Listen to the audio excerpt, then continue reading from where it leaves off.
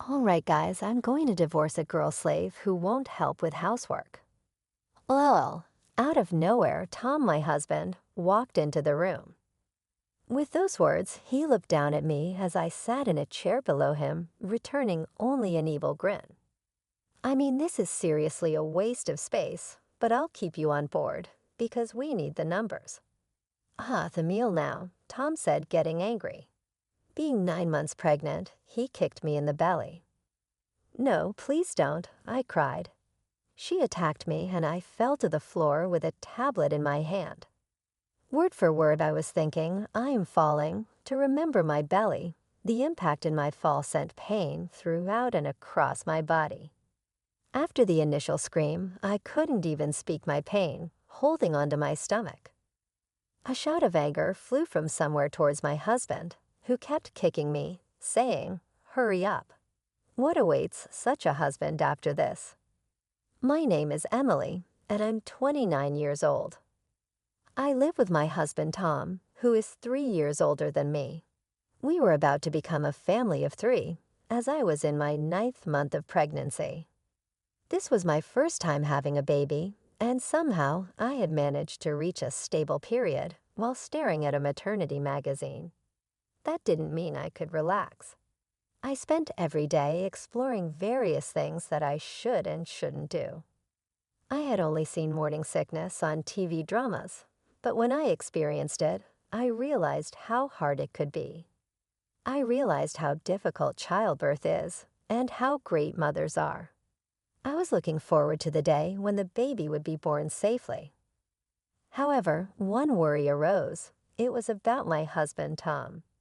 When I told Tom about my pregnancy, he celebrated with a triumphant pose, exclaiming, "Yes." I imagined a bright future filled with nonstop smiles between Tom, our soon-to-be-born baby, and me. I believed we could build a happy family together. However, as I grappled with the uncertainties of my first pregnancy, struggled with physical challenges, and was bedridden due to morning sickness, Tom, who had always been kind, began to change. "I'm home. Why are the lights off?" he asked. "Sorry, I've been feeling faint since this morning," I replied. "So you didn't do anything again?" he retorted. "Yes. That's why I tried to call you to either eat out or bring something home," I explained. I was on the move. "How could I take your call?" "What about my dinner?" he shouted, raising his voice and lashing out at things around him. I wanted to tell him there were some pre-made hamburgers and dumplings in the freezer, but if I did, would he, tired from his day, interpret it as me asking him to cook for himself? He'd probably scream at me. Tom's attitude suggested he didn't care about my health, especially when he was hungry. He clicked his tongue in annoyance, left the house without a word, and when he came back, he only brought food for himself. He flaunted his meal, didn't clean up, drank heavily, and went to sleep. After seeing Tom off to the bedroom, I managed to get up and try to eat whatever I could for the sake of our unborn baby. Sitting in the quiet living room, I felt a deep sadness, and tears began to flow.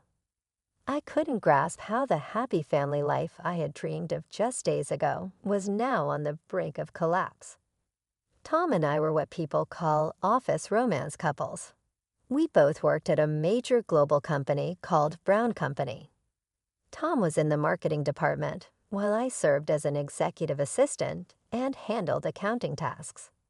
It was during one of these accounting tasks that Tom came to me with documents from his department, and that's when he took a particular interest in me. From that day on, he made his move on me. It was, in essence, love at first sight for Tom. At first, I wasn't interested, but his straightforward and earnest approach, combined with his visible strength in leading his subordinates, drew me to him. That's how our relationship started. He had been such a wonderful person, making me dream of a happy family since we started dating. If I stopped being lazy and properly took care of the household, would Tom be kind to me again? Deciding so, I adjusted my waking time to be earlier to accommodate my sluggishness and ensured to move with plenty of leeway. Although I had been allowed to work from home, I still had to work. Come on, I can do this. Actually, I didn't take maternity leave and was given a work-from-home job. Some of the secretarial tasks, such as schedule management and contacting managers, could be done remotely from home. Above all, I wanted to save as much as possible for our upcoming child. Thus, while maintaining my spirits and making adjustments, I somehow secured a living rhythm. I woke up earlier than Tom in the morning and prepared breakfast properly. I didn't prepare lunch since I usually use the company cafeteria. After sending Tom off, I was able to move at my own pace until he returned at night, resting my body while handling work and household chores. That was my daily routine. However, Tom did not change his attitude towards me and, on the contrary, became colder day by day. On the weekend, I was feeling unwell from the morning. Despite the alarm clock ringing, I couldn't get my body up and unintentionally overslept until Tom's waking time. Hey, wake up. Didn't I tell you I'm going out because I have a golf outing for entertaining clients today? You want me to go out without eating? He shouted. I'm sorry. It's just really tough, I replied weakly. With only those words coming out, he furiously kicked the bed and yelled at me, calling me useless. While shriveling up from his loud voice and impact, I uttered an unnecessary word. You always do everything right. It just so happens that today, I started to say, Huh, what are you getting defiant for? It's normal for a housewife to do it properly every day. He shouted, raising his voice and beginning to take his anger out on objects nearby. The sound of objects colliding and breaking resonated throughout the room. I'm sorry, please stop, I apologized, frightened, while covering my ears. From that point on, our conversations dwindled.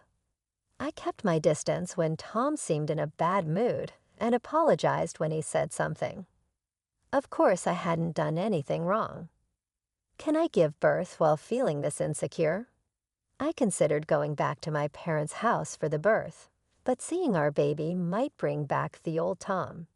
He might be happy like when I told him about the pregnancy. I decided to gamble on that faint hope. After Tom had left and some time had passed, I staggered to get up, beginning to clean up the items he had angrily thrown onto the floor. Among them was a picture frame that held a photo of us snuggling together from when we were dating. Now mercilessly shattered, its glass surface broken, it seemed to tell me that there was no turning back, and tears streamed down my face. Then the doorbell rang. It was just past 10:30 when I checked the clock. Who could it be? Tom doesn't ring the doorbell. I wiped my tears and welcomed the unexpected visitor. Hi, who is it? I asked. Emily, it's Catherine, a friendly and gentle voice answered. I hurriedly opened the door to the unexpected visitor. Catherine, I said. I must have had a terrible look on my face. Catherine extended her plump hand and, seeing my face, said, Oh dear, what happened? What's wrong? You look pale.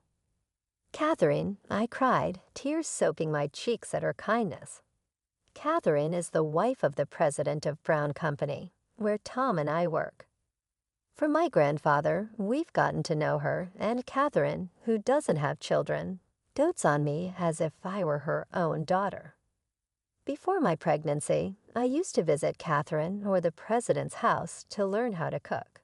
Apparently, Catherine used to be a cooking class teacher in the past, and since I love cooking, she decided to teach me.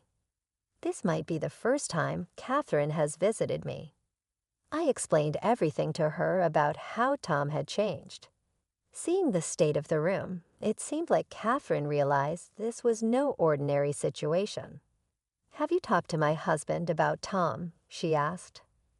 No, this is a problem between the two of us, And I think it's my fault for not behaving the way Tom wants me to. I've never had a child, so I can't speak arrogantly, I replied. I didn't know that. It's cruel to treat you, Emily, who has been blessed with a precious life, that way, she said, getting angry on my behalf. If he behaves like that at home, I don't know what he's like at the company, she speculated. Catherine mentioned it might be a classic case of not feeding the fish you've caught. After listening to my whole story, she tidied up the scattered items and made me rice porridge with egg. Originally, she came to get me nutritious food, researching and making me side dishes and fruits that are gentle for pregnant women. Contact me immediately if anything happens, no matter what time it is. I'll rush over for you, Emily, she said. Thank you, Catherine, I replied. Catherine waved her hand, looking back many times as she left. Talking to Catherine relieved my mental anxiety, and with the food she brought, I gradually regained my strength. One day, after a night like that, Tom, who had been out drinking somewhere, did not wake up even at his usual time. I prepared meals during that time and decided to work remotely since I had received a call from the company. How much time had passed? The room door opened vigorously without a knock. I was having a casual conversation with someone from the company for the first time in a while after finishing an important meeting. Surprised, I looked towards the door to see Tom glaring at me with narrowed eyes. I'm trying to sleep here because I'm tired. Who are you talking to? You seem to be having a good time laughing, huh? Cheating on me? What a life you have, he said, aggressively approaching me. I'm divorcing a useless slave who doesn't do household chores, okay. Lol, he said, looking down on me, smirking from above. It seemed he misunderstood that I was cheating while talking to someone on the phone, which was just work. Okay, you're so shameless. Damn it, I'm keeping you around even though you're useless. Go prepare your master's meal at once, Tom said, furious with anger. He did something unthinkable. He kicked the leg of the chair I was sitting in with all his might. Unprepared for the sudden incident, I, along with the tablet I was holding, fell from the chair to the floor. On falling, I thought for a moment, but at least I could shield my stomach. However, the impact of the fall transmitted pain throughout my body. After my initial scream, I held my stomach desperately, unable to make a sound due to the pain. Don't mess with me, Tom said, kicking my stomach repeatedly. Shielding my stomach, I let out a voiceless plea, stop. Then from somewhere, a furious voice flew towards my husband, Tom. You bastard, what are you doing to Emily? The voice came from the tablet that had fallen with me. The fallen tablet happened to lean against the leg of the desk, showing me being kicked to the person connected remotely. What the? The voice sounded loud for a phone call. Tom, thinking that what I dropped was a phone, squatted down to peek towards the voice and was startled. There were eyes glaring at him like a demon. With pain becoming unbearable, I summoned my voice, please call an ambulance. Amidst a pain like I'd never felt before, a pain so severe it felt like I might pass out if I let my guard down, I managed to let out a sound. After that monkey show, now you're playing sick. Oh, Tom snickered through his nose, dismissing my plea. But then a scolding came from the tablet once again. You idiot. Do you think those anguished cries are fake? Call an ambulance immediately. Shut up. Who are you, old man? Tom cussed at the other person on the screen. But his face paled when he saw another person on the screen. I'll call the ambulance, said the W president displayed on the screen. With a familiar face of the president and an elderly man unknown to Tom Johnson, I heard everything you did. How foolish are you? Are you even human? No, this. Eyes. That's right. It's just physical affection. So sorry, President. Tom said, making an utterly unsightly excuse. He was yelled at again by the elderly man. "You devil, where does kicking a pregnant woman in the stomach repeatedly count as physical affection?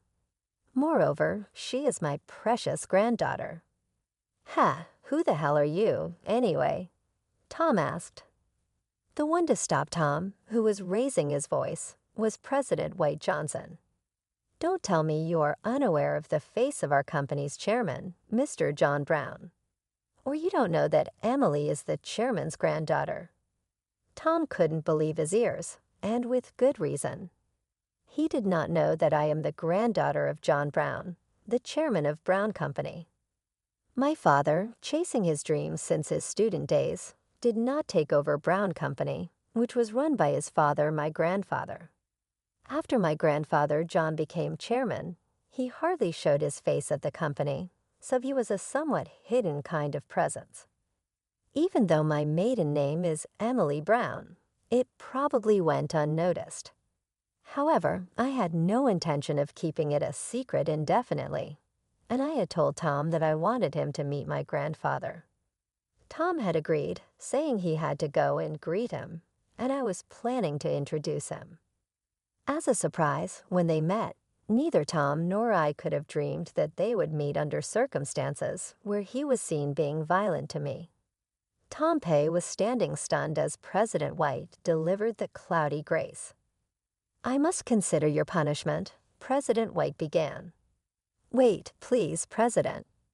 I really meant it as physical affection," Tom stammered, just as the ambulance President White had arranged arrived almost simultaneously. Catherine, perhaps alerted by President White, also rushed to the scene. "Step back. If something happens to Emily and the baby, no, even if nothing happens, I will not forgive you," she exclaimed, glaring suspiciously at Tom, then telling her husband, President White, and her grandfather on the tablet, "I will accompany her." She tightly gripped my hand, showing a worried expression, and rode with me in the ambulance. Consciousness barely maintained began to fade upon being loaded into the ambulance. Catherine's voice called to me, "Emily, Emily." I shrank away, independent of my darkening vision. How long have I been asleep? I opened my eyes, feeling blinded by light. Where am I?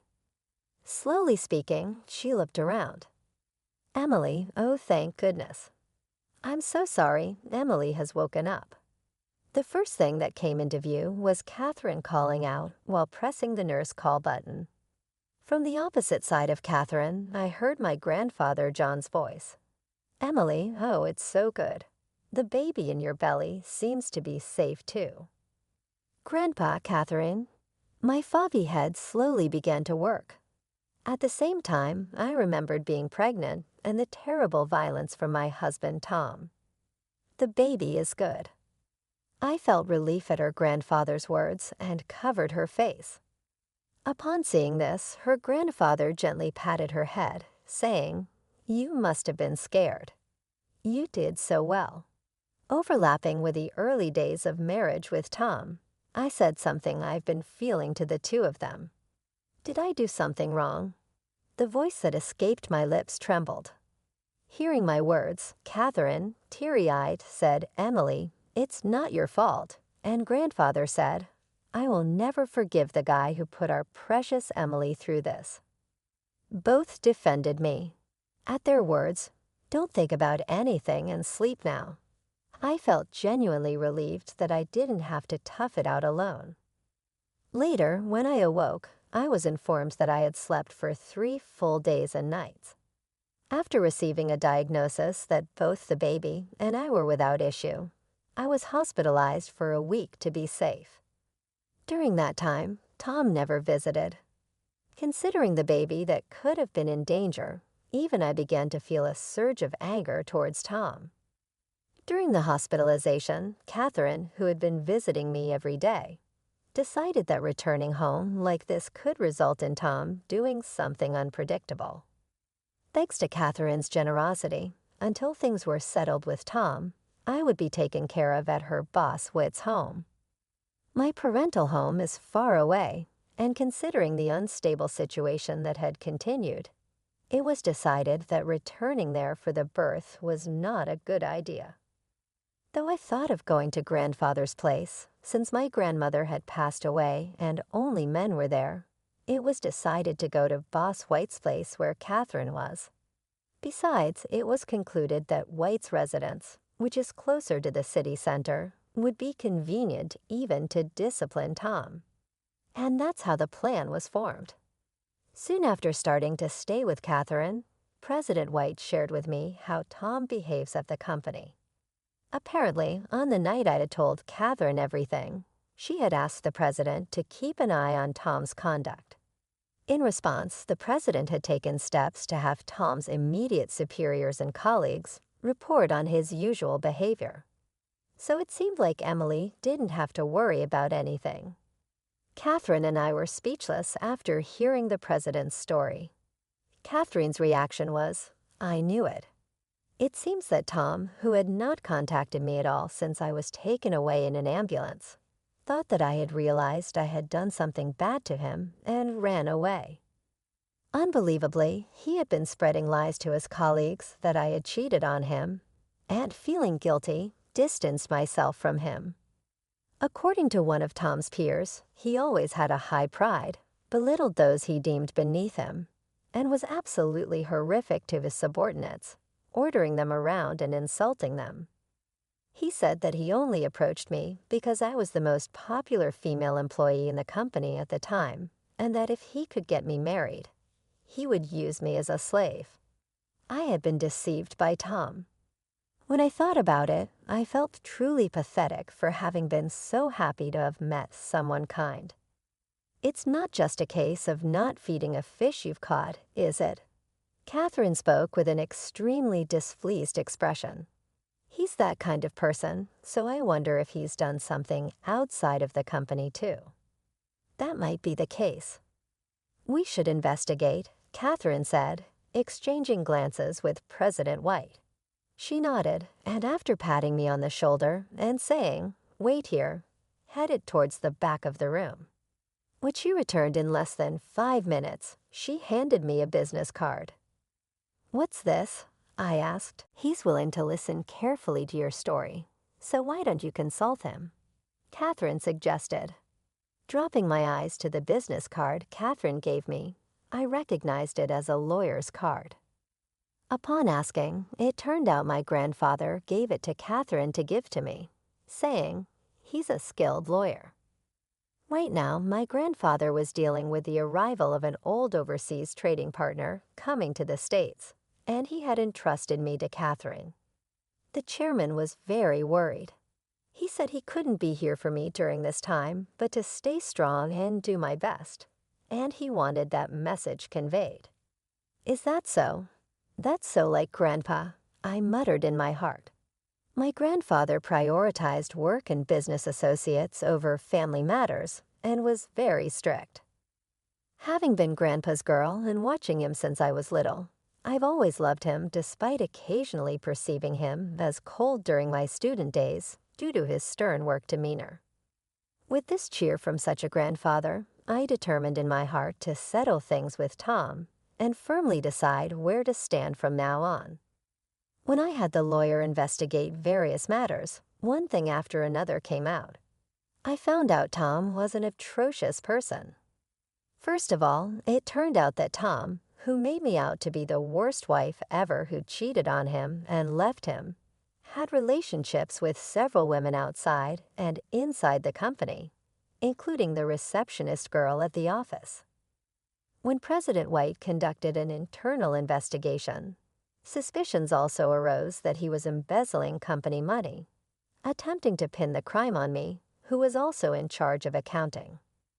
Around the time the investigation was progressing to a certain extent, my smartphone rang. Of course, it was from Tom. "Hey, what the hell is going on?" Tom's angry voice, which I hadn't heard for so long, didn't scare me at all now. I answered calmly and coldly, "Is it correct to assume that you've received the registered mail we sent?" Why are you talking so formally? Oh, haven't you read it? I cannot forgive your actions towards our unborn baby. I sincerely wish to become a stranger to you and send it in order to sever our ties. What? Ha! You're the one who cheated and left without a word, aren't you? Tom's shouting was painful to the ears. Can you only shout? I replied. I can hear you perfectly fine without you raising your voice. Are you satisfied now, accusing me while you enjoy affairs with multiple people? With sarcasm, I folded on him that I knew it all. Wait, how do you? I continued without hesitation at the fled Tom. You really haven't read it, have you? I had a lawyer investigate everything. There's more than enough evidence. And also, I added, that while the mail from me is a personal claim for consolation money, his company's lawyer would likely contact him about his misconduct at work, and he should be prepared for that. Judging by his reaction, Tom must be sweating bullets and pale as a sheet. He frantically begins to read through the mail I sent, the rustling of paper audible. He probably felt credibility in the story, since I knew about the company affairs and about being contacted by a company lawyer. He tries to turn the tables. Wait, Emily, you don't want to break up with me now, do you? The baby needs a father, don't they? Don't even think about doing something as stupid as breaking up. Also, the company thing is something you did. I'll say it was a mistake. That makes everything okay, doesn't it? Such a self-serving, convenient argument. An outrageous claim. What did I do? Didn't I tell you there's more than enough evidence? All right, my grandfather was quite angry as well, so you might be sued by him too. I have nothing more to talk to you about. If there's anything you need to say to me in the future, please go through my lawyer, okay? Saying so, I hung up the phone. Wait, don't hang up. I could hear his pathetic voice, but I didn't care. I never wanted to hear Tom's voice again, and even more so, I never wanted to see his face. With my important childbirth ahead, I decided to leave everything to the lawyer and prepare. In the end, here's what happened to Tom. After an investigation by the company, he was reported for his crude behavior towards colleagues, proven to have embezzled, was disciplinary dismissed, and sued for embezzlement, eventually being taken into custody by the police. Furthermore, although I didn't want to make a big deal about it for the sake of the baby being born, my grandfather was furious, and Tom was reported to the police for assault against me, his granddaughter, and was investigated for assault. Financially, he was slapped with various consolation payments and additional damage claims, ending up being billed an astonishing amount all at once. Tom would be on the other side of the fence for the time being, but after getting out, after that would surely be even more difficult. He asked for it. He needs to pay for what he has done. As for me, the divorce was finalized before Tom got involved with the police, and later I safely gave birth to a healthy baby girl. After consulting with my grandfather and Catherine and involving the lawyer, we decided to tell the baby that her father had passed away. My parents were shocked by the post-factum report, but they moved to Tokyo due to my childbirth, and we, my parents, my daughter, and I, began living together as a family of 4. My parents helped with child rearing, allowing me to formally return to work.